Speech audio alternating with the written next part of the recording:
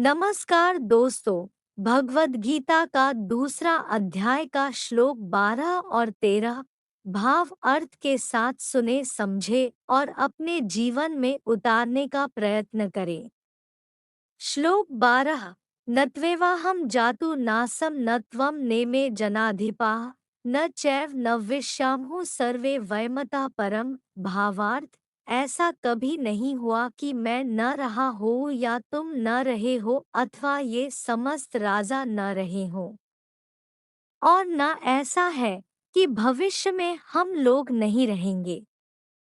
तात्पर्य, वेदों में, कठोपनिषद में और श्वेताश्वतर उपनिषद में भी कहा गया है कि जो श्री भगवान असंख्य जीवों के कर्म तथा कर्मफल के अनुसार उनकी अपनी अपनी परिस्थितियों में पालक है, वही भगवान अंश रूप में हर जीव के हृदय में वास कर रहे हैं। केवल साधु पुरुष, जो एक ही ईश्वर को भीतर बाहर देख सकते हैं, पूर्ण और शाश्वत शांति प्राप्त कर पाते हैं। जो वैदिक ज्ञान अर्जुन को प्रदान किया गया वही विश्व के उन पुरुषों को प्रदान किया जाता है जो विद्वान होने का दावा तो करते हैं किंतु जिनकी ज्ञानराशि न्यून है। भगवान यह स्पष्ट कहते हैं कि वे स्वयं अर्जुन तथा युद्धभूमि में एकत्र सारे राजा शाश्वत प्राणी हैं, और इन जीवों की बद्ध तथा मुक्त अवस्थाओं में भगवान ही एकमात्र उनके पालक है। भगवान परम पुरुष है तथा भगवान का चिर संगी अर्जुन एवं वहां पर एकत्र सारे राजागण शाश्वत पुरुष है। ऐसा नहीं है कि ये भूतकाल में प्राणियों के रूप अलग अलग उपस्थित नहीं थे, और ऐसा भी नहीं है कि वे शाश्वत पुरुष बने नहीं रहेंगे।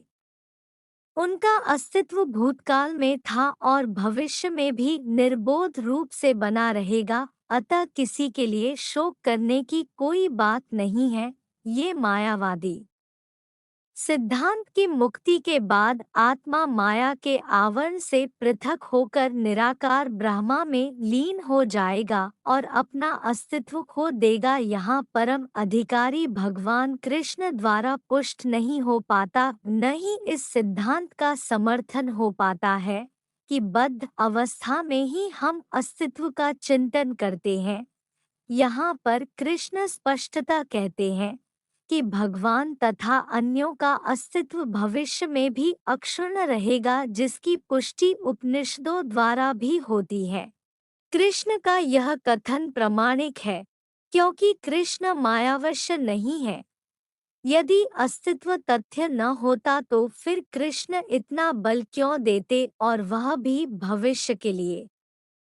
मायावादी यह तर्क कर सकते हैं कि कृष्ण द्वारा कथित अस्तित्व आध्यात्मिक न होकर भौतिक है। यदि हम इस तर्क को कि अस्तित्व भौतिक होता है स्वीकार कर भी ले तो फिर कोई कृष्ण के अस्तित्व को किस प्रकार पहचानेगा। कृष्ण सदा सर्वदा अपना अस्तित्व बनाए रहे हैं।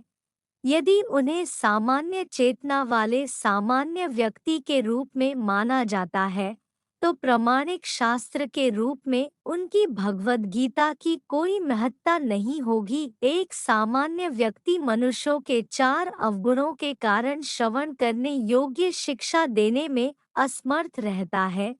गीता ऐसे साहित्य से ऊपर है, कोई भी संसारी ग्रंथ गीता की तुलना नहीं कर सकता।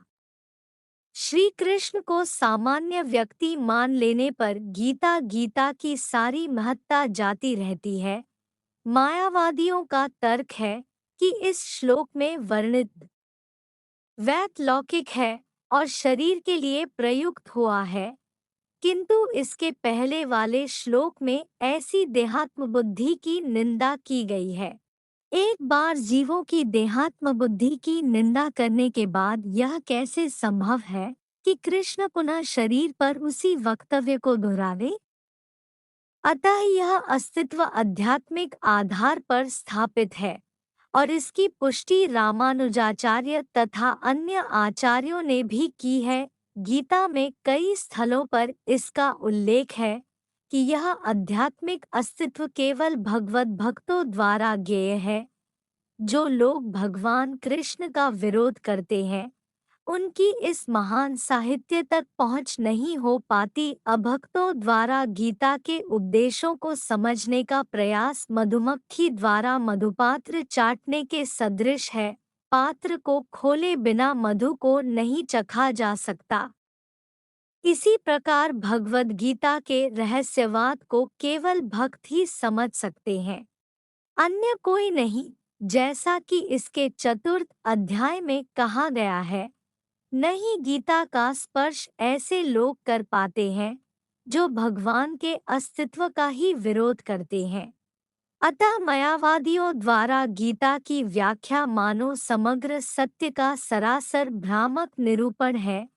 भगवान चैतन्य ने मायावादियों द्वारा की गई गीता की व्याख्याओं को पढ़ने का निषेध किया है और चेतावनी दी है कि जो कोई ऐसे मायावादी दर्शन को ग्रहण करता है, वह गीता के वास्तविक रहस्य को समझ पाने में असमर्थ रहता है। यदि अस्तित्व का अभिप्राय अनुभवगम्य ब्रह्मांड से है, तो भगवान द्वारा उपदेश देने की कोई आवश्यकता नहीं थी। आत्मा तथा परमात्मा का द्वैत शाश्वत तथ्य है और इसकी पुष्टि वेदों द्वारा होती है, जैसा कि ऊपर कहा जा चुका है। श्लोक 13। देहिनोऽस्मिन्यथा देहे कौमारं यौवन जरा तथा देहांतर प्राप्ति धीरस्तत्र न मुह्यति। भावार्थ, जिस प्रकार शरीरधारी आत्मा इस वर्तमान शरीर में बाल्यावस्था से तरुणावस्था में और फिर वृद्धावस्था में निरंतर अग्रसर होता रहता है, उसी प्रकार मृत्यु होने पर आत्मा दूसरे शरीर में चला जाता है। धीर व्यक्ति ऐसे परिवर्तन से मोह को प्राप्त नहीं होता। तात्पर्य, प्रत्येक जीव एक व्यष्टि आत्मा है।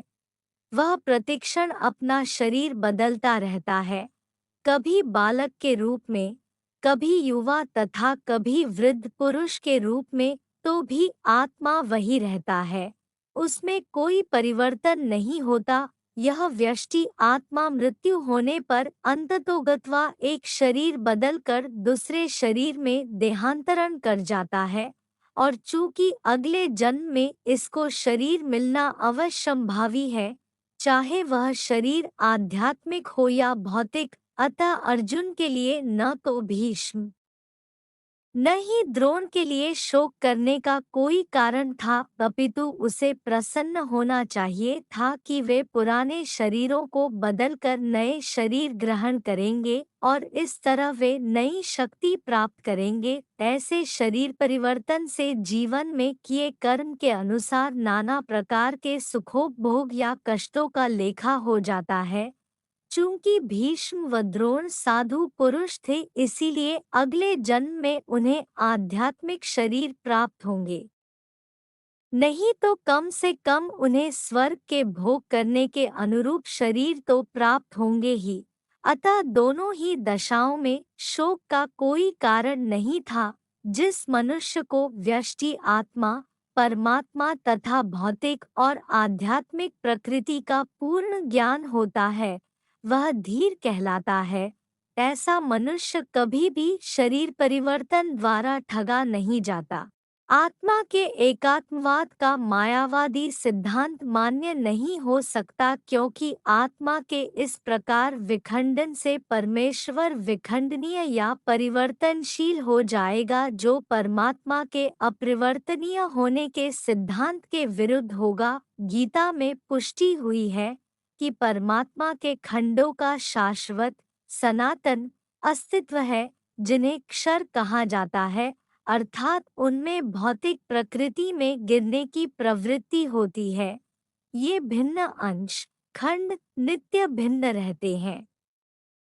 यहाँ तक कि मुक्ति के बाद भी व्यष्टि आत्मा जैसे का तैसा भिन्न अंश बना रहता है, किंतु एक बार मुक्त होने पर वह श्री भगवान के साथ सच्चिदानंद रूप में रहता है। परमात्मा पर प्रतिबिंबवाद का सिद्धांत व्यवहरित किया जा सकता है। जो प्रत्येक शरीर में विद्यमान रहता है, वह व्यष्टि जीव से भिन्न होता है। जब आकाश का प्रतिबिंब जल में पड़ता है, तो प्रतिबिंब में सूर्य, चंद्र तथा तारे सब कुछ रहते हैं। तारों की तुलना जीवों से तथा सूर्य या चंद्र की परमेश्वर से की जा सकती है। व्यष्टि अंश आत्मा को अर्जुन के रूप में और परमात्मा को श्री भगवान के रूप में प्रदर्शित किया जाता है। जैसा कि चतुर्थ अध्याय के प्रारंभ में स्पष्ट है, वे एक ही स्तर पर नहीं होते। यदि अर्जुन कृष्ण के समान स्तर पर हो और कृष्ण अर्जुन से श्रेष्ठतर न हो, तो उनमें उपदेशक तथा उपदिष्ट का संबंध अर्थहीन होगा। यदि ये दोनों माया द्वारा मोहित होते हैं, तो एक को उपदेशक तथा दूसरे को उपदिष्ट होने की कोई आवश्यकता नहीं है। ऐसा उपदेश व्यर्थ होगा, क्योंकि माया के चंगुल में रहकर कोई भी प्रामाणिक उपदेशक नहीं बन सकता। ऐसी परिस्थितियों में यह मान लिया जाता है कि भगवान कृष्ण परमेश्वर है, जो पद में माया द्वारा विस्मृत अर्जुन रूपी जीव से श्रेष्ठ है।